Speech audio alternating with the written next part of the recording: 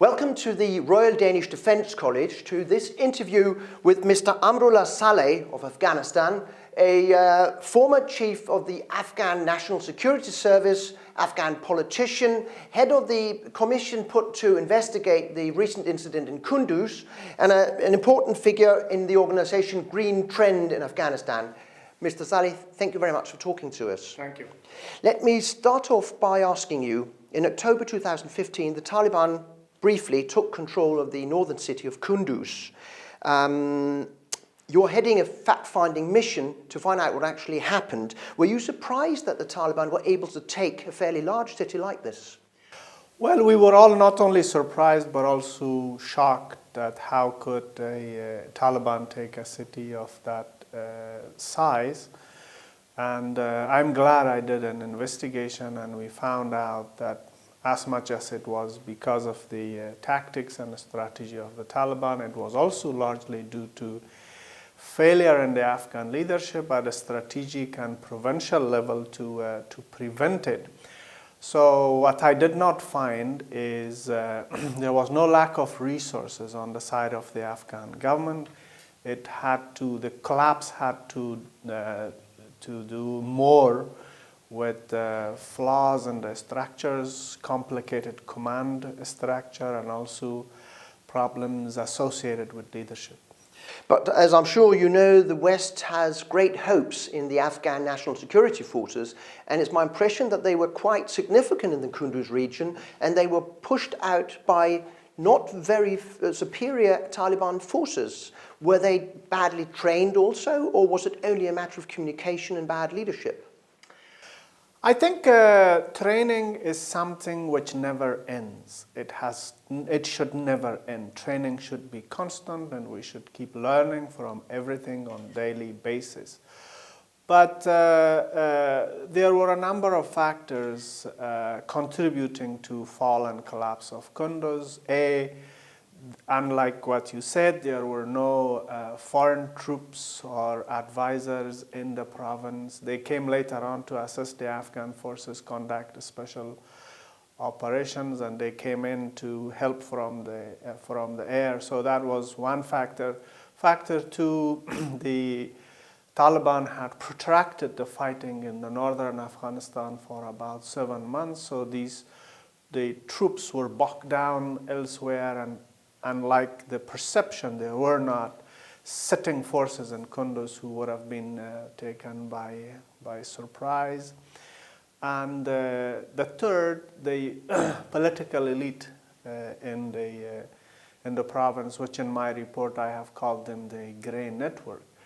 They were so disunited amongst themselves, and they had weakened the government structures in the province, and they had also manipulated justice, and they had obstructed justice in the province. And in addition to that, a lot of other issues which is typical in situations like Afghanistan. There was the issue of land, distribution of power, dynamics of power, rivalries between various groups which had consumed government resources and attention, and had thus enabled the Taliban to exploit these weaknesses and do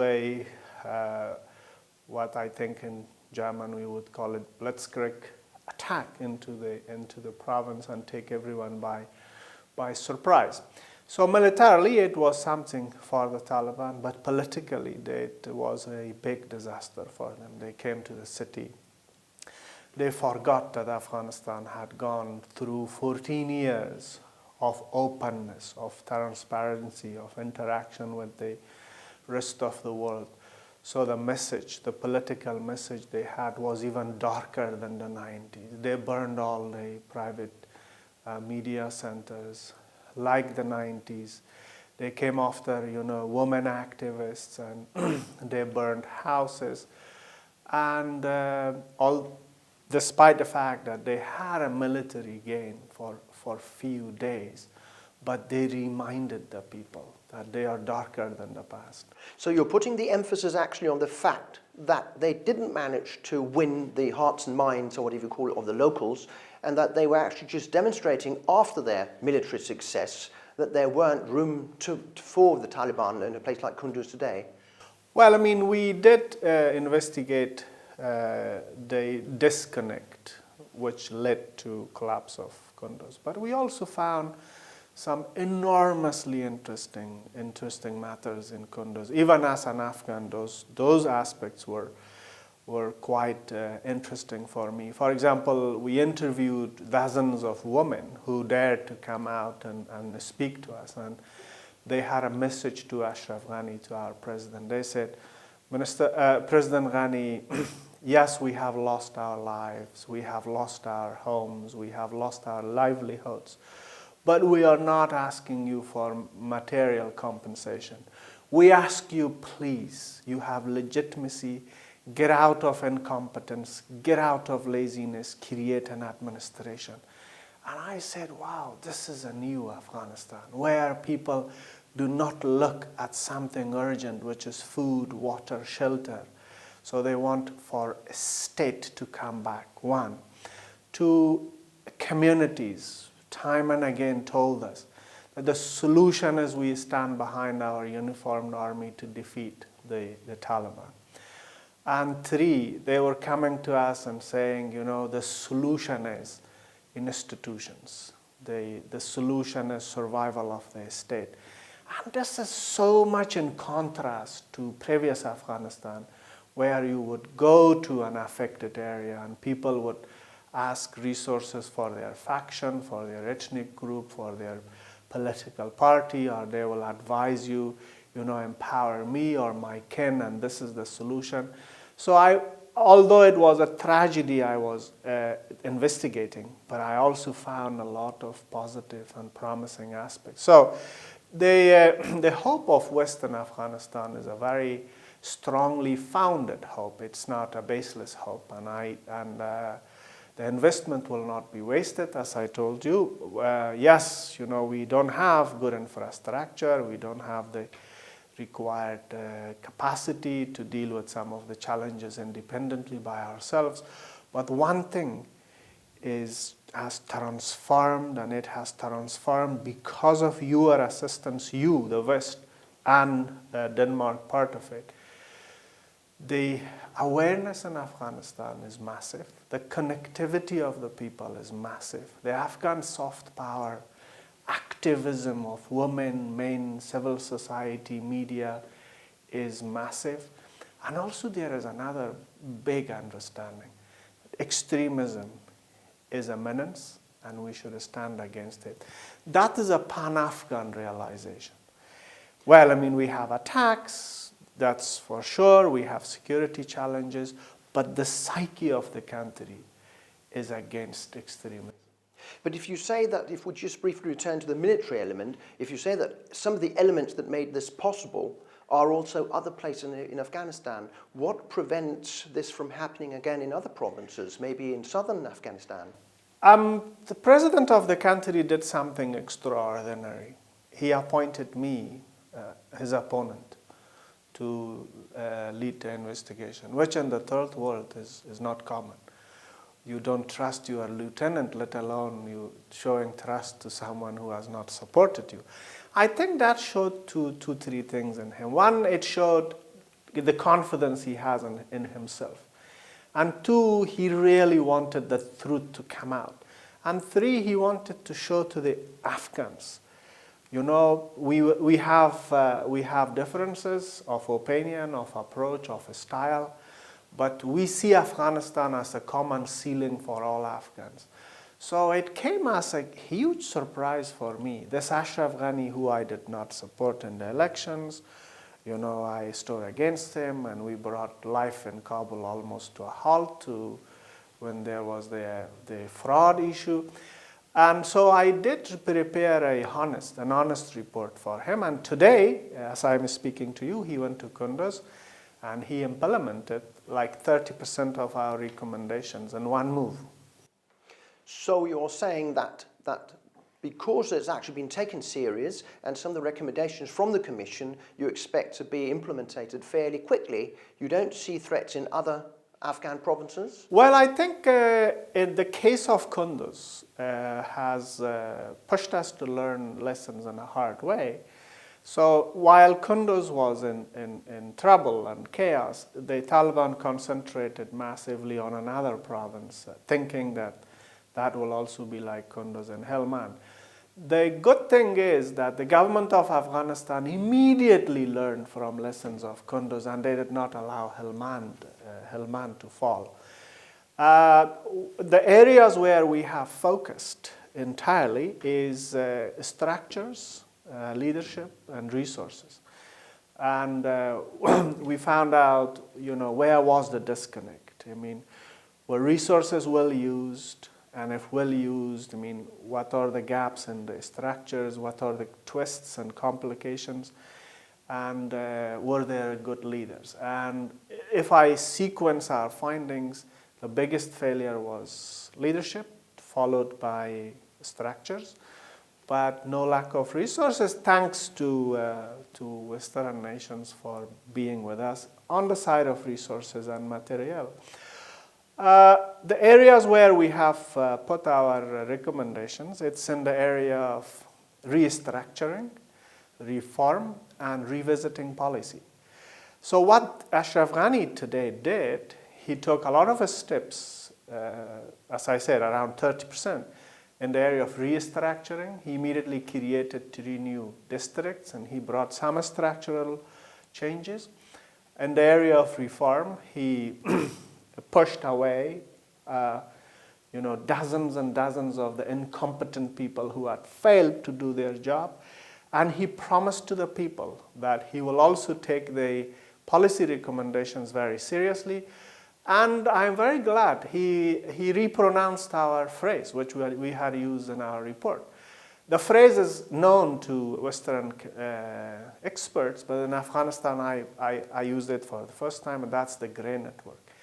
These are people who obstruct justice, who keep the government weak. They are not for the Taliban, but they are also afraid of a strong justice system.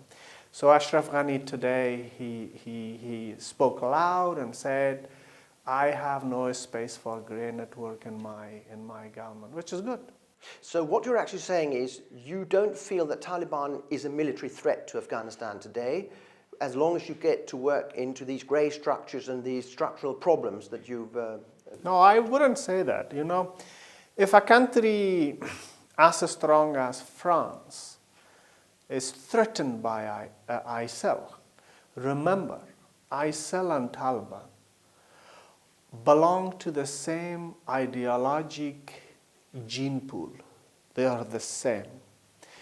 If France and Europe are threatened by ISIL, and only a token number of ISIL manage to come to Europe and create havoc, we are fighting thousands of the same type of mentality people in our country. They are a threat, but what keeps us afloat, still living there, is the majority of the Afghan people, the absolute majority of the Afghan people, stand for the institution of republic. They stand for the political process to work. The Afghans don't want the derailment of the process, the derailment of the achievements. That is something new in our culture. In the past, if we had differences with the person in power, we would try to dislodge him. But state survivability now has become a strong factor in our way of thinking. If we move to the regional perspective, I know that you are quite harsh on relations to neighboring Pakistan. You've been quoted as saying that you see Afghanistan approaching Pakistan from an economic perspective, whereas Pakistan keep approaching Afghanistan from a security political perspective. Well, what do you see as the consequence of this? I think it's unfair of describing me as being harsh to Pakistan. I am, realistic, and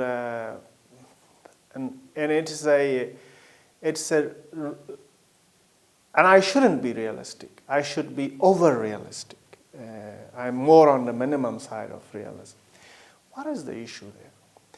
You have a country with nuclear arsenal of 200 million people, of a huge military, of ally of the West for as long as it has come to existence. Hurting a smaller country named Afghanistan with every means. It's not only that they support the Taliban. They have effectively put economic sanctions on us. We cannot export our onions to India because they think if Afghan vegetables go to India, it will help the Afghan economy. We cannot export our marble and our onyx to India because Pakistanis don't allow us land access. So it is brutal. Plus, they are also in very clear violation of Resolution 1373. Resolution 1373 says no country, no state should provide active or passive support for those who commit acts of crime or who intend to commit acts of crime or who in one way or another support acts of crime, acts of terror. Now, we get killed on a daily basis by suicide bombers, and these suicide bombers are terrorists, right? They are not petty criminals going drunk and hurting people with hand or fist fight. Their leader sits right in Islamabad. So it's not the Afghans who are failing or who have failed to eliminate the Taliban and the menace of terror. There is a failure of the global leadership. Why do you have 1373 if you cannot implement it? You see, therefore, I see a tendency that when it comes to failures, weaknesses, shortcomings, it's easy for the massive media to blame us. But what should be reminded constantly, especially in the Western capitals, that look, don't forget 9/11. It's not that distant memory. It can happen anytime again. Please implement 1373. But the Pakistanis would probably say that you are underestimating how complicated their situation is, and that the concept that they should either control or stop or start Taliban activity, for example, in Afghanistan, is not quite as easy as it. I think it's very easy. For 14 years, they milked the West under the pretext that we want to fight the Taliban. Now they come to the same West. They say, give us more money, we bring them to the talks, which means they never fought them. They kept them for this day to double charge you. It's not that complicated. It seems complicated to you guys, but we are in the same neighborhood. You know, Sweden may look very complicated to me, but for you it's here. You can see it from this side of the river. Pakistanis come to the West and they frighten the West. Oh, all people are with turbans. How we know this is the Taliban? That's non-Taliban nonsense. We know. The Taliban leadership is in their guest house. They are not in some cave. The sons and daughters of Taliban leaders go to colleges in Islamabad. They have Pakistani passport flying to Qatar for talks. You know, yes, when they speak to you, they may impress you with complications of their presentation, but when they are with us, they cannot look into our eyes because they lie. I presume somehow that you don't see this regional conflict ending up with some sort of massive military victory for one of the parties. Mm-hmm. So sooner or later, there's going to have to be some sort of talks. There's going to have to be some sort of political solution to create stability and peace in the region. When will this arrive, and is it the right to criticize the Pakistanis as hard, because sooner or later you're going to have to sit down and talk to them. Well, my first message to the Western nations is don't look at it in the context of Afghanistan. Look at it in the context of global security. You have a deceptive army harboring terrorism. Is that sustainable? No. You have an army with massive history of nuclear proliferation. Will you tolerate them further? They are now developing tactical nuclear devices. Tomorrow they may, develop mini tactical devices.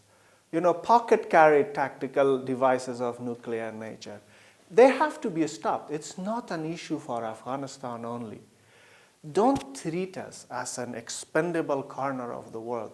One way or another way, that country is going to come after the West in one way or another because they are not honest.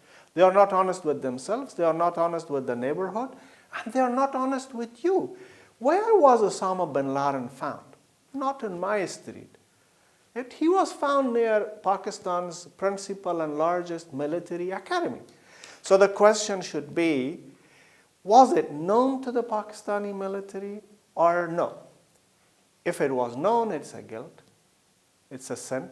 If it was not known, it's a double sin. How come you have nuclear device, but you don't know who lives 15 kilometers away from your largest nuclear plant, laboratory? So that country, by the very nature of its conduct, is a danger to you and to us. But don't ask, we have to negotiate. Sure, we have to negotiate, not for the sake of Afghanistan alone, for the sake of the whole world. Who have been killed in Afghanistan? 3,000 Americans. By who?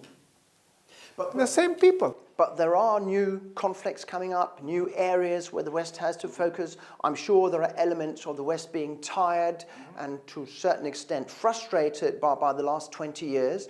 What happens if the West tires basically of pumping billions into the region and pulls out before some sort of common ground has been reached, for example, between the Afghanis and the Pakistanis? Again, I think it's a mistake to put it an issue of Afghanis and Pakistanis. 9/11 did not happen in Kabul, it happened in New York. It's a connected world. Secondly, you are talking about prioritization. If the world is a body, and the issue of terrorism and the Pakistani support for terrorism, in my view, is a cancer. And Syria, in my view, is a kidney problem. Which one you want to solve first? You can live without a kidney, but you cannot tolerate, cancer to survive in your body. So they have to solve Afghanistan. Another urgent matter in the world does not mean Afghanistan has lost its significance in the context of the Western security. Now, but you, Mr. Saleh, you can still end up in the situation basically where the West starts to give priority to some of these other conflicts, where some of them, like the Paris incident and other incidents like it, basically means that the West suddenly, I won't say grows tired, but simply gives priority to other areas and start pulling out. What's going to happen? Yeah. First of all, you have to know that, and you should realize that people in the rest of the world look up to the West for global leadership, for leadership of values, of principles, of procedures, of systems. But if the West leaves each mission half finished, quarter finished, and moves on to chase other matters, then the question will arise, does the order around the Western-centric institutions survive? One question. I don't want to answer it too. We will not be able to stop the West and say, we are important, don't go. We were not able to stop the West from complete departure in the 90s. We allied ourselves with the West. We defeated the Soviet army. We inherited a country of destitution, poverty, distraction. Nothing was left.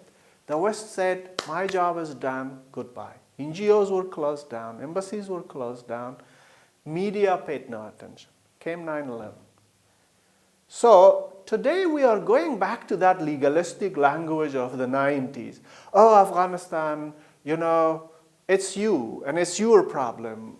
We got one man killed, that was Osama bin Laden, finished. That's wrong. That's wrong. Osama bin Laden was the founder of terror, but he turned the terror into a school of thought. And that school of thought is partially headquartered in Pakistan. That's not defeated. That's not eliminated. So why you leave it to us to solve it?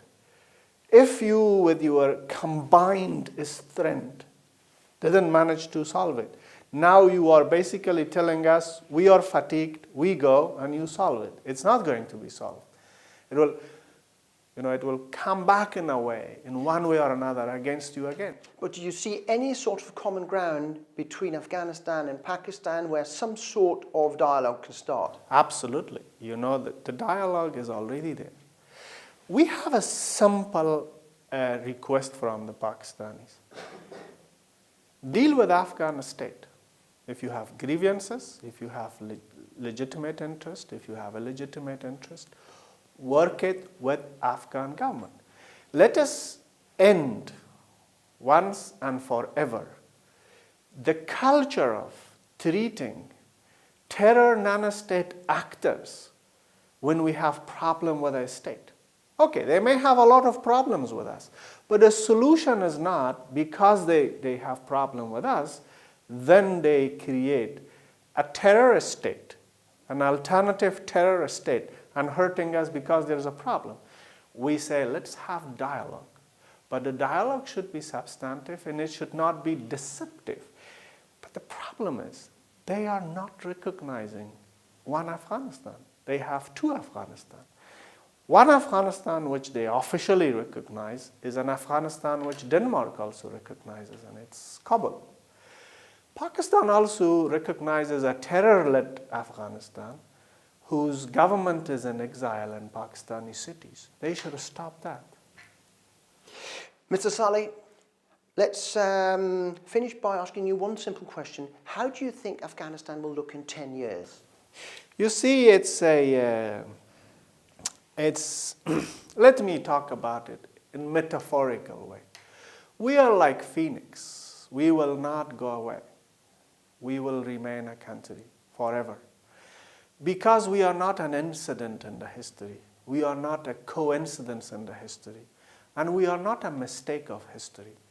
There are a lot of countries who are mistakenly created. We were created by God, not by colonial powers. So we will be there for as long as there is God, and for as long as there is the world. We will not fragment. We will not go away. We will not fall apart as a nation. It's the issue of a state. Will it be strong or weak? And I would like to remind the West that they better help the Afghan government not allow ungoverned space in that area. Because ungoverned space doesn't mean ungoverned. If we are not governing it, somebody anti-you will govern it. Thank you very much, Thank you. Mr. Saleh. Thank you.